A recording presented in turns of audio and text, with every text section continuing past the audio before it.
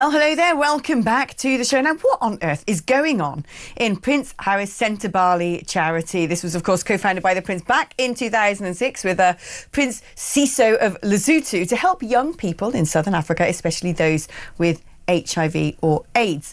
And it's all got a bit nasty, hasn't it? With the former boss of that charity basically saying that Prince Harry is a misogynist, a racist, that she was forced to defend Meghan after some sort of weird, uncomfortable looking photo shoot at a polo match, and saying, no, I refuse to be brought into the whole Meghan propaganda train. And the whole board have stepped down and blamed her for being poisonous and toxic.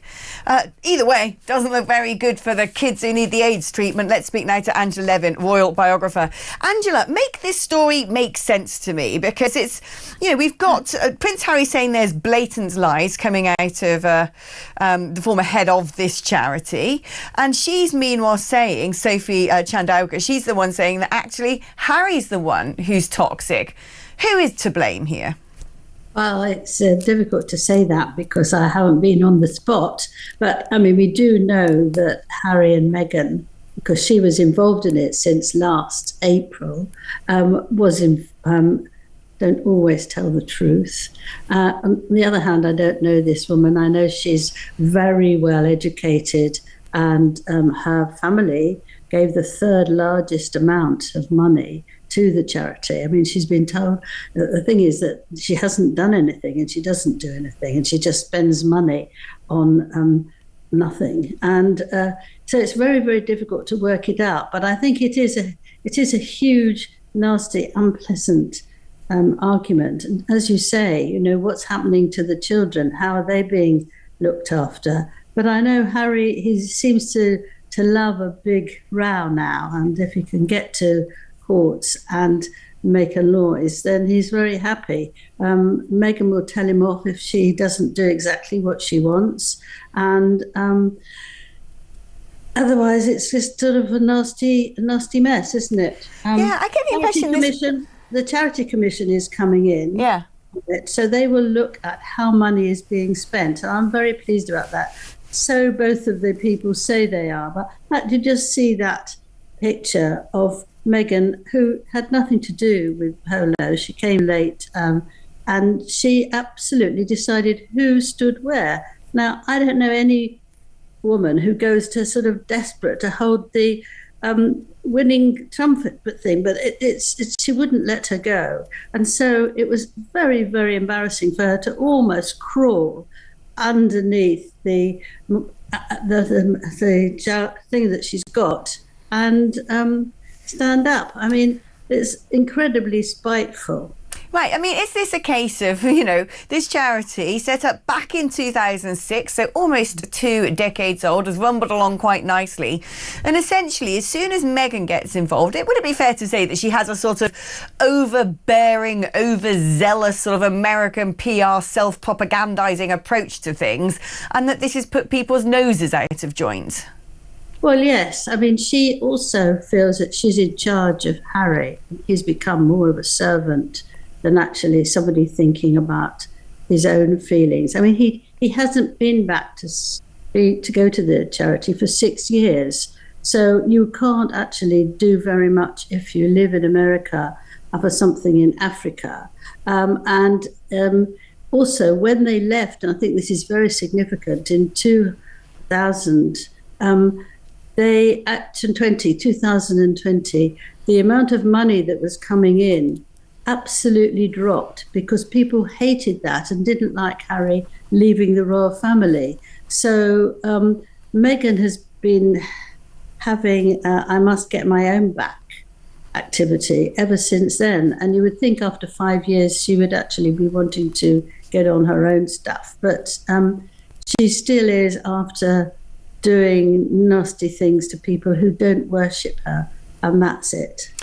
And I would probably get something from the Sussex squad, which she doesn't stop doing, telling people to mind their own business and how awful they are. I mean, she does this to loads of people, and it's very difficult. I mean, how difficult's Harry, though, in all of this? Because you kind of get the impression that people don't suddenly radically change overnight. Maybe he has. But has he always been rather petulant and difficult, or perhaps easily led? Well, I spent 15 months with him for his biography, and he was delightful and very helpful, and people absolutely adored him, except for a few occasional moods when he got irritable. But I think that we all should know that if you live with somebody who brings out the best in you, you're fine. If you live with someone who brings out the worst in you, then the whole of you can change. And I think that that's what's happened with Harry. It's brought him out because he will do anything for Meghan. He absolutely hates anyone who says that she's not absolutely wonderful. And at that photograph there, where the Dr. I remember, isn't it, Chanduka, when Dr. Chanduka had to crawl under, he then sent her a note that she has to apologise and say that actually Meghan's wonderful and you're not upset about her. And she wrote back and she said, no, I'm not part of your PR. I won't do that. So he then sent her a very, very disgusting letter. And that's because... Do we know what was said in that letter? Well, it was nasty things. And that's why she said about the bullying. That's what he was doing. We don't know very much, but she does say that she was bullied and he was racist towards her, which is ironic. And it just shows how desperate he is to do what he's told by Meghan. Right, so do you think there's a sort of likelihood that Meghan was the one who said, you send her a letter and tell her this, this and this, and she's this, that and the other? Is Meghan's hand behind all of this? Yeah. I mean, is Harry actually happy with her? Because that's the big question I think we all wonder. If he's sort of, in his Elysian fields, prancing about in Montecito, desperately happy, still hopelessly in love, and whatever we may think of him or her or them as a couple, actually, it's not going to change because they're in a very solid marriage. Or do you think he finds it difficult being with her?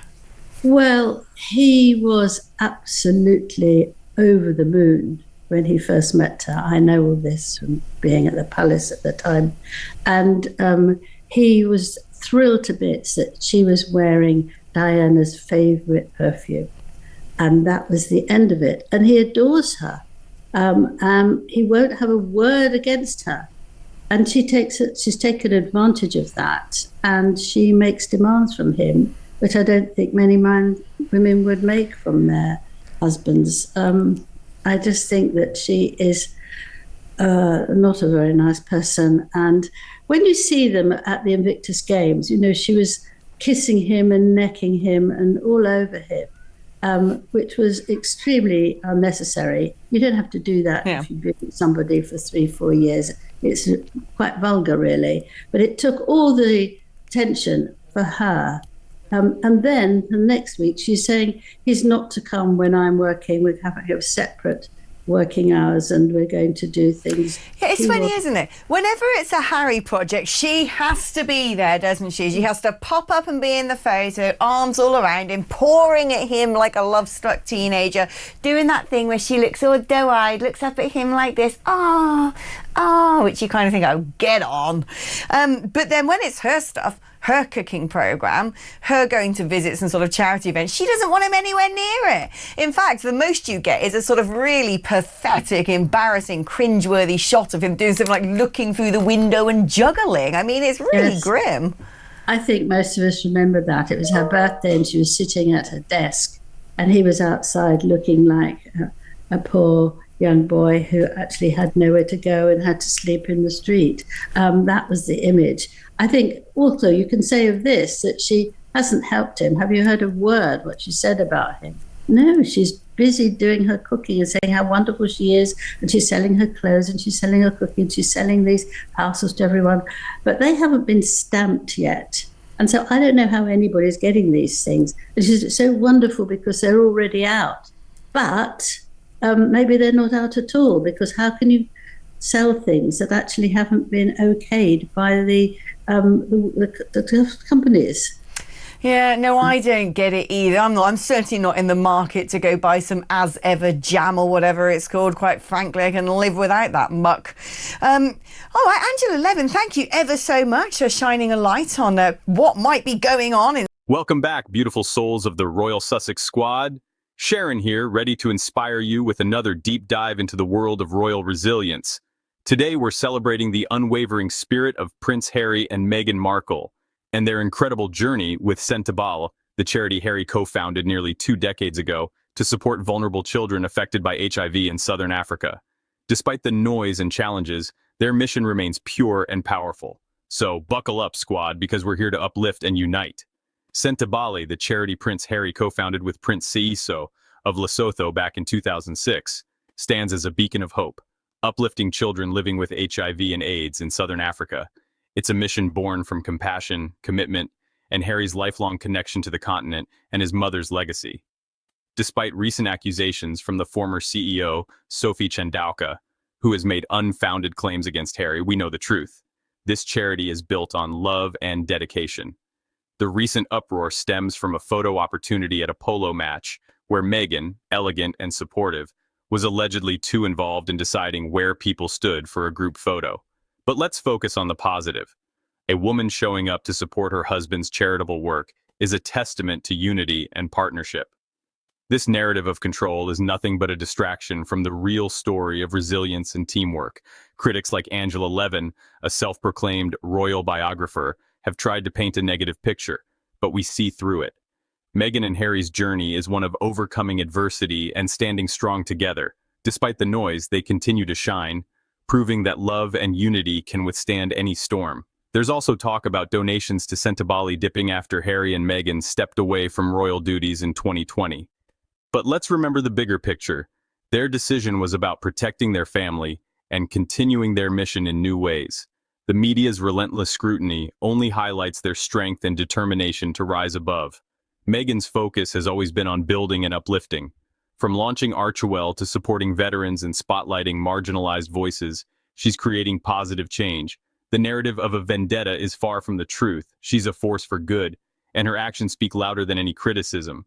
Claims that Harry forced the former CEO to apologize to Meghan are more about deflection than reality. The truth is, Harry and Meghan are committed to their causes and their team.